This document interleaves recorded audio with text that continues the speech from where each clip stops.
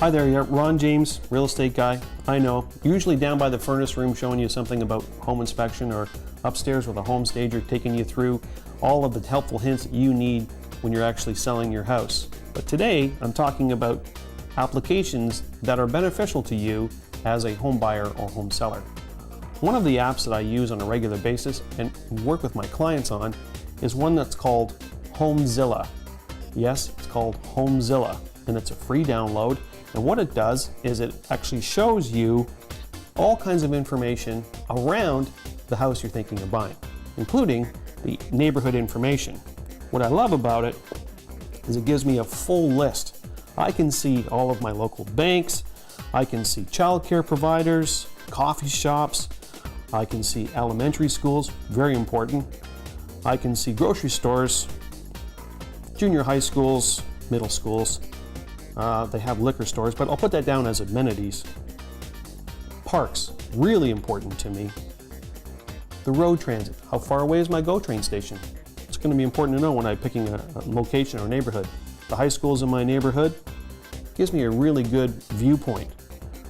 It has what they call hood info, which is really your neighborhood specific. So it'll break down what your neighborhood is actually called. In my case, it's looking at West Oakville. It shows me the schools that are in my area, and that's all schools. So whether I'm looking for a Catholic school system, whether I'm looking for a public school, it's listed here. It'll also show me the demographics. What I really love about this is it includes things like average income, average education, percentage with children, etc., the average age in my neighborhood, population density, etc. It also has some political highlights as to who the local political party is in this particular neighborhood. I love Homezilla for this, so make sure you download it, again for free, on either your tablet or your smartphone. Now, a second app that I find for buyers that's actually very useful is one that calculates land transfer tax. Yes, it's important. Now, if you are in a jurisdiction like Ontario, or jurisdiction on Ontario and Toronto, you may have not one but two land transfer tax.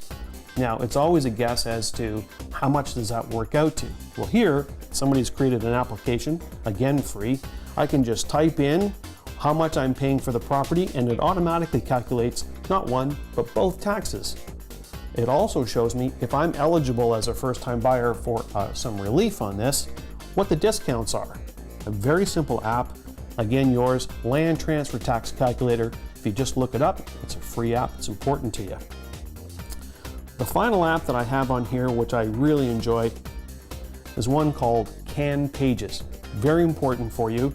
And what I like about CanPages is it's kind of a hybrid between a yellow Pages and a white Pages, reverse lookup directory, etc. So I can actually touch a button, speak to it and say, find pizza, and it'll give me pizza places in my neighborhood.